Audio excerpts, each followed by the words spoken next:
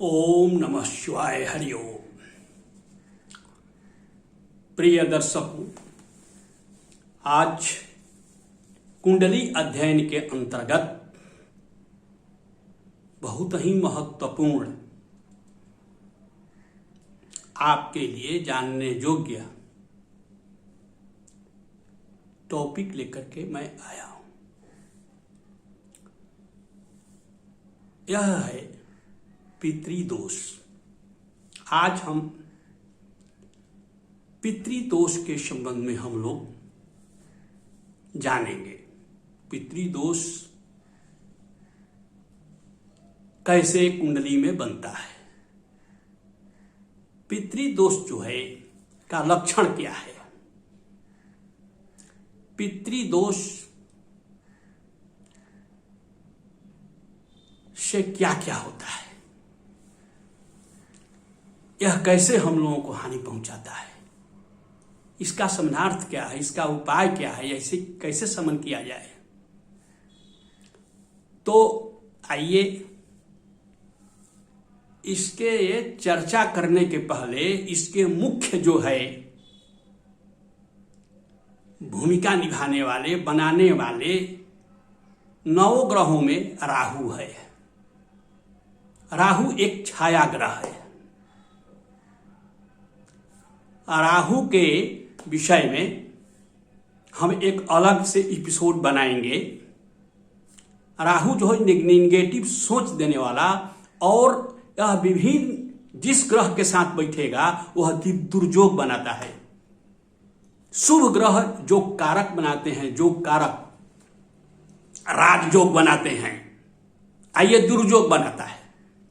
अगर सूर्य के साथ राहु बैठे तब ग्रहण योग बना देगा, सूर्य ग्रहण योग। चंद्रमा के साथ अगर बैठे तो चंद्र ग्रहण योग बन जाए, ग्रहण योग।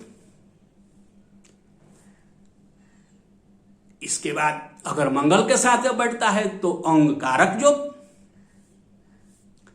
बुध के साथ ज्योति बनाएगा तो जड़त्व योग। जड़ का मतलब होता है मूर्ख।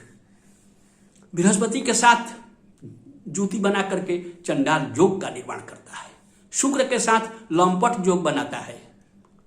उसमें जातक क्रोधी स्वभाव के हो जाते हैं। क्रोध, तनिक तनिक बात पर क्रोध करना, क्रोध जो है उनके नाक पर रहता है। शनि के साथ ज्योति करके विष योग का निर्माण करता है।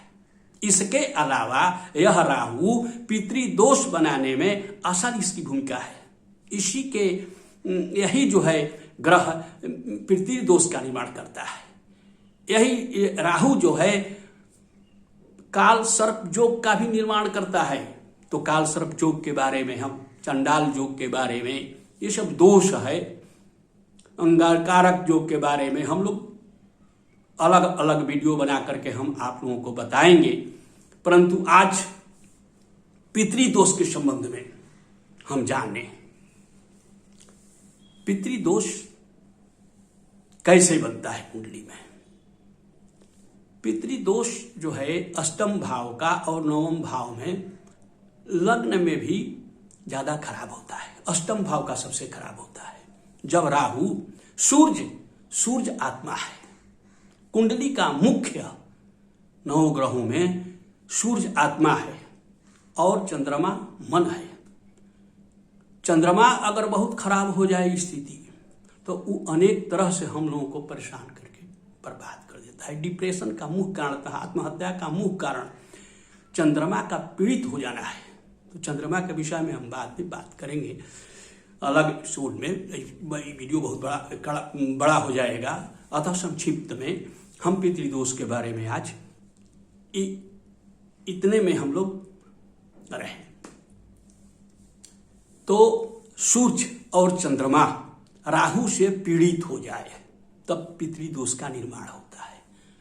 शनि और राहु विष योग अगर बनावे तब, ग्रहण योग बनावे तब, और उस स्थिति में भी जो है पितृदोष का निर्माण होता है कुंडली में। सूर्य और शनिचर भी एक साथ बैठे तो पर भी पितृदोष का निर्माण हो जाता है।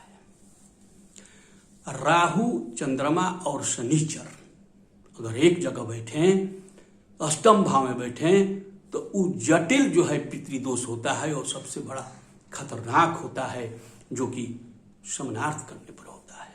पितृदोष का व्यवहारिक जीवन में इसको ब्रह्म दुखी भी कहते हैं। इसमें जो है ज्यादा जटिल होने पर भौतिक बाधा से भी आदमी ग्रसित हो जाता है, जिसको प्रेतांश कहा जाता है।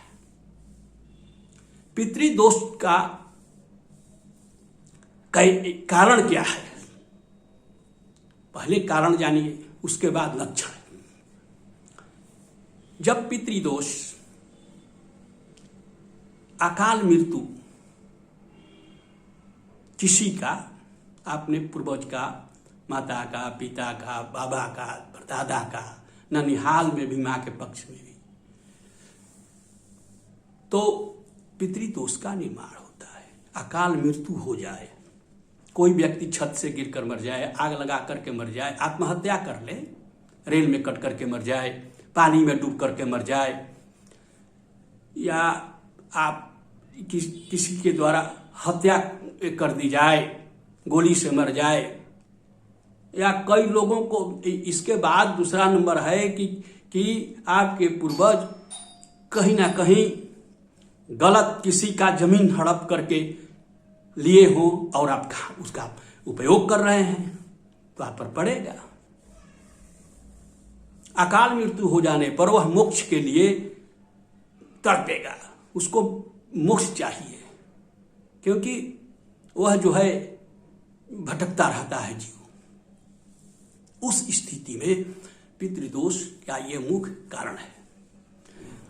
पुत्र द्वारा कोई माता पिता हो और काफी कष्ट से वो मर रहा हो, उनकी जीने की इच्छा है, परंतु वह दुख के कारण, रोग के कारण, कष्ट के कारण उनकी मृत्यु हो जाए, तो साक्षात पुत्र पर पड़ता है पितृदोष। ये सब कारण है। इसके लक्षण हैं कि संतानहीन हो जाना। दूसरा, अगर 4 परिवार हैं, आप छोटा परिवार भी हो, एक दूसरे से बनेगा नहीं, एक दूसरे को देखना नहीं चाहेगा, कलह घर में। तीसरा, बरकत न हो, आय बहुत हो लेकिन बचत जीरो, पता नहीं चलेगा कि पैसा कहाँ जा रहा है। इसके बाद कोई ना कोई दुर्घटना साल में या घटना निश्चित रूप से होगा, अगर जटिल होगा तब पितृदोष। कोई कार्य बनते बनते जाकर के अंत में बिगड़ जाना, किसी कार्य में देर हो जाना, ये सब पितृदोष के लक्षण हैं। और से बहुत से लक्षण हैं। रोगी भी विकलांग हो जाना, कुष्ठ हो जाना, इसी के अंदर आता है। राहु ही कुष्ठ रोग देता है और जिम्मेवार है वो। तो इसका उपाय क्या है? इस पितृदोष का उपाय क्या है? सामान्य ढंग से भी है और जटिल होने पर तो हम लोग वैदिक रीति से ही उसका समानार्थ, उसका निराकरण पितृदोष का कर सकते हैं। किसी भी समस्या का निराकरण ज्योतिष में है और उसका समाधान गारंटी के साथ हो सकता है, ये मैं दावे के साथ कह रहा हूं। सामान्य ढंग से आप गीता का पाठ प्रतिदिन कीजिए। अमावस्या के दिन, प्रत्येक अमावस्या के दिन कम से कम 15 अमावस्या के हो तो कोढ़िया को खाना खिलाइए जिसमें एक सरसों का तेल का आइटम हो। तीसरा सामान्य हुआ कि अमावस्या के दिन निर्धन को खीर सहित भोजन खिलाइए जिसमें खीर जरूर हो। इसके बाद पूजा स्थल जहां आप पूजा करते हैं इस देव का, सूर्यास्त के बाद निश्चित रूप से तिल का तेल अथवा घी का दीप जलावें। पितृपक्ष में पितरों को पीपल के पेड़ में जल बृहस्पतिवार के दिन पीपल में जल दें और 7 फेरा लगा करके एक सूर्यास्त के बाद घी का दीप जला दें। पितृपक्ष में पीपल का पेड़ भी लगाना बहुत अच्छा होता है इसका उपाय। इसके बाद नारियल वाला, जटा वाला नारियल हो पानी का, तो वह जो है अपने 7 फेरा घुमा करके आप नदी में बहवाइए। ये भी एक है। ये सामान्य उपाय हुए, परंतु असली उपाय मैं अब बता रहा हूं पितृदोष का। पहला उपाय है कि पितृ गायत्री मंत्र का अपने घर में 1.25 लाख जाप कराइए। 5 पंडित हो, 7 पंडित हो, विधि पूर्वक। इसका विधि विधान क्या है? अपने गोत्रों से ही हवन कराना चाहिए, दूसरे गोत्र के हवन में नहीं बैठना चाहिए। इसका विधान बहुत बड़ा है, वीडियो बड़ा हो जाएगा। विधि विधान तो आप पंडित द्वारा, जो विद्वान हैं, या हम लोग भी बता सकते हैं। दूसरा है नारायण बलि। नारायण बलि के द्वारा भी शमनार्थ किया जा सकता है। तीसरा, गया में त्रिपिंड श्राद्ध कराइए, इससे भी इसका शमनार्थ होता है, निराकरण होगा पितृदोष का। और अगर जटिल हो, अष्टम भाव में राहु, शनिचर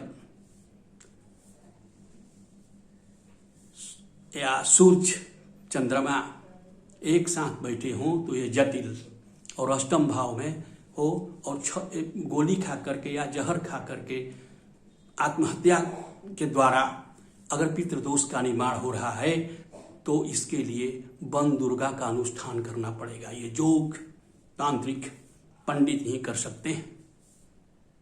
ये बिल्कुल इससे शमनार्थ हो जाएगा।